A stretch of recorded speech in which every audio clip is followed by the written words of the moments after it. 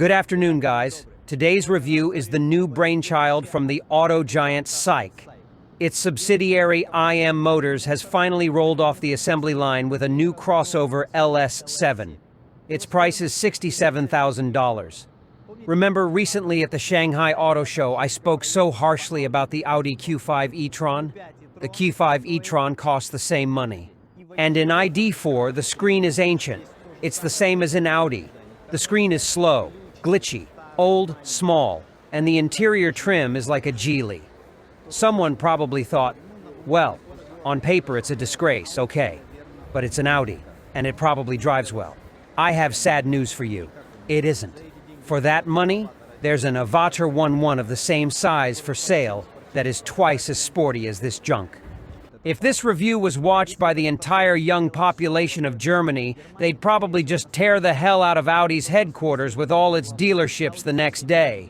Such a catastrophically big difference in motors, in battery, in equipment, in interior trim, in suspension, in absolutely everything between these cars, which cost the same money, I have never seen in my life.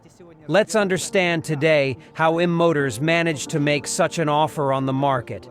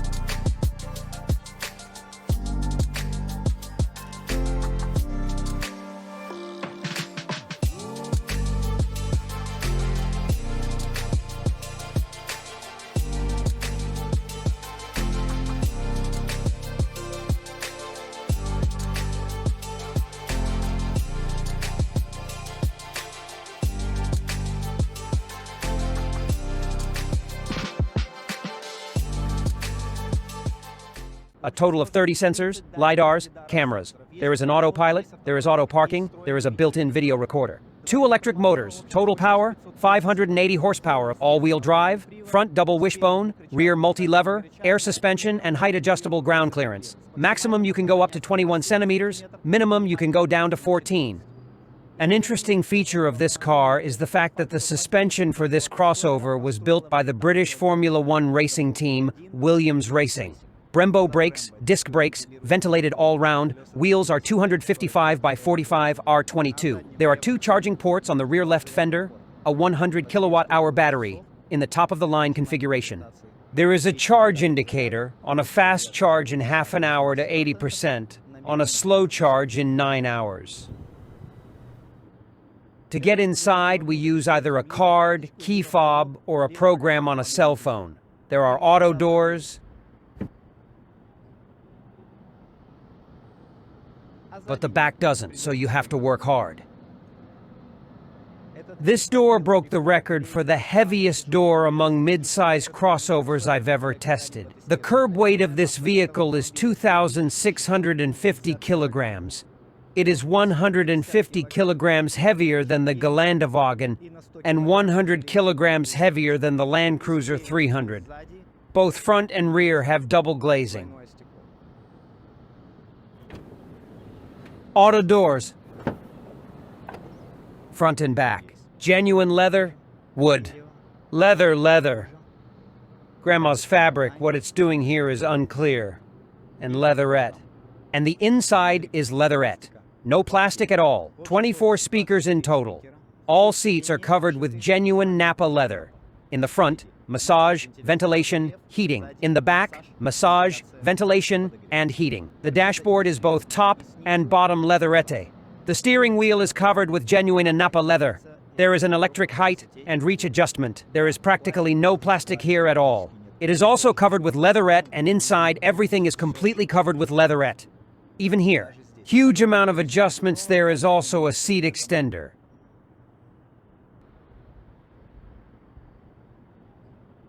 You can adjust the headrest here.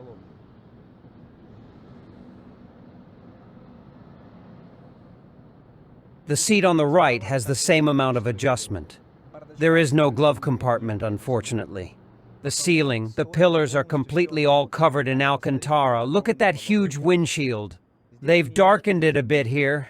I don't know how it will be in such a harsh heat. Maybe it won't be enough anyway, but anyway, all I can see now is just an amazing, huge view. I can see absolutely everything, and it gives this, feeling like I'm already on some kind of spaceship somewhere in space. It's an interesting feeling. By the way, you can do this. And it's lined with Alcantara. Well done.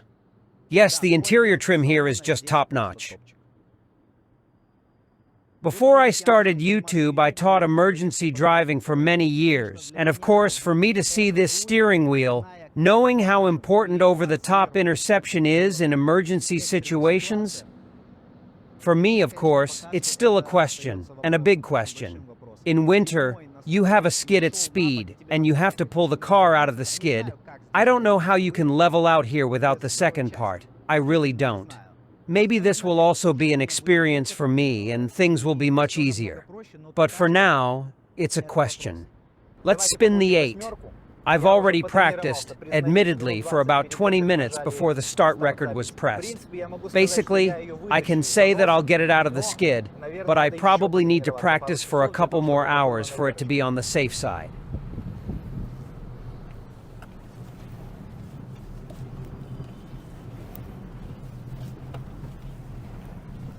Yeah, comfortable. Let's move on to the design. Well, what do you think? Well, I think it's a very nice design. It's very stylish, it's neat, it's modern, it's a real eye-catcher. Not only that, but these screens can do this.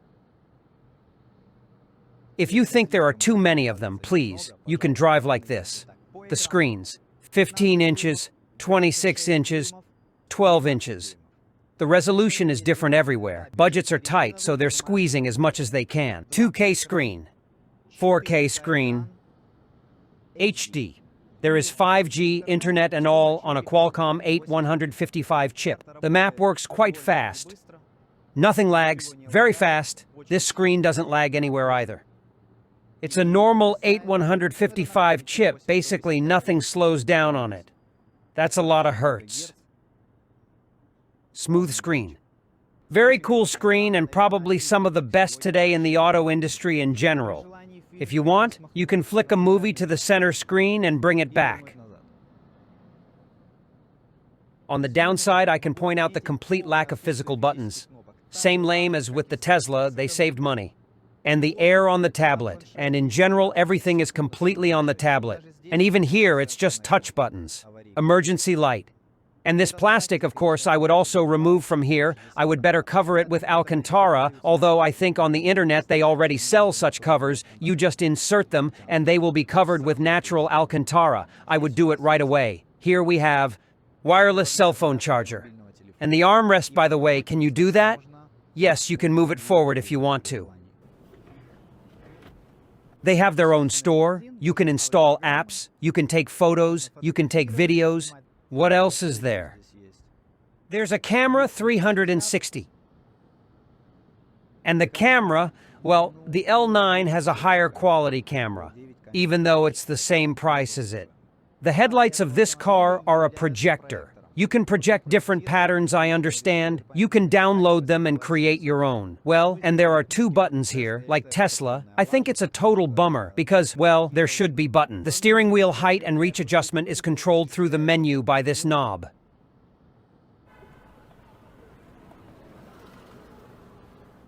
To close the door, we press the brake.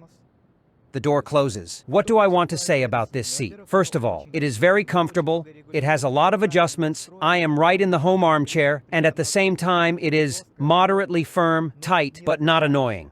And you can make the cockpit of a fighter jet. You can go down to the very bottom. You have a feeling that you are in a sports car. You can sit higher. You can also lie down. and you can reach the steering wheel. And there is a free space for the right knee under this screen. It's very comfortable. I can give it an A+ for fit. Open here. 187 centimeters tall sat behind me in front of my knee. 2 fists, above my head 1.5. Very comfortable rear sofa. Soft, comfortable. I'd go far away with pleasure. The 2 cup holders are pressed through like this, thus putting them back in place. There is a niche for the phone. Charging port. The left side of the rear sofa is proletarian, and on the right, it's much more interesting. See, by pressing this button, you can set up a gynecologist's office here. Let's go. So, from the looks of it, this chair's about to go under the dash where there's no glove box. That's why it's not there. Yeah, it is. So what's gonna happen to me? Okay, going forward.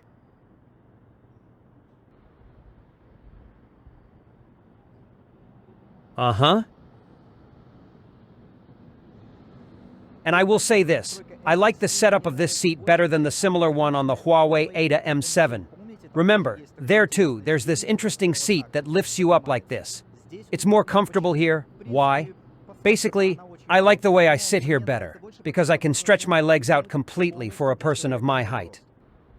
I pressed the button and 30 seconds later I was back in the same position without pressing anything else. 730 liters. The backrest of the second row of seats can be lowered if you want.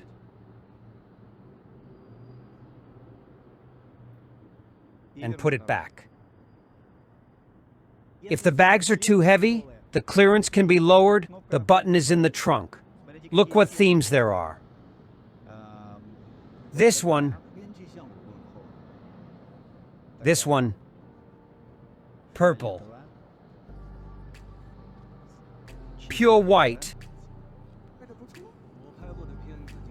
gray. We all know that this suspension was built by Williams Racing themselves. And I'll tell you what, they set it up like this. It's definitely softer than the BMW X5 and the Porsche Cayenne. And it handles better than them. But I found the BMW iX softer. But it handles worse. Well, that is something in the middle. Specifically in terms of comfort, I found the iX BMW softer. And the L9 is softer than this car. The suspension here is very similar to the Lotus Electra. Very similar. It's just like that, you know? It's a professional sports suspension with good handling. But it's moderately soft. I mean, you want to drive it around town, and even when you hit a pothole, you don't feel that it's like bam, bam, it's not here. Hit and hit softly works out clearly. The wheelbase is 3 meters, exactly the same wheelbase, for example, in Li Auto L7 Max. But it steers worse, but it's a bit softer, and it's 1 second quicker to accelerate. That's 4.5 seconds to 100. Brembo brakes, braking distance 32 meters. It's better than the BMW X5, where it's 34 meters. The brakes are responsive. You trust the brakes. Battery. 100 kilowatt hours. Unfortunately, this is such an average option on the market today, and for such a heavy car, of course, it is no longer enough. I believe that there should be 120, or better, 140. But unfortunately, we only have 100. They promise somewhere around 600 kilometers range. I do not believe it. Unrealistic with such a heavy car. It'll probably be about 500 kilometers in the summer in the city and probably 300 kilometers in the winter. Let's summarize. I drove it today, 154 kilometers, very pleasant feeling. It is very comfortable to sit. I really like the interior, pleasing to the eye, soft, quiet, nothing squeaks, nothing whistles. A very good car. But of course, I still cannot get used to the steering wheel. I still lack a normal steering wheel. But it's a matter of habit, I suppose, because if it wasn't safe, I don't think anyone would ever let it happen. It's probably really just a matter of habit. Guys, if you've watched the video to the end, give it a big fat like, subscribe to the channel, and ring the bell so you don't miss new videos. I'm saying goodbye to you, be healthy, see you again.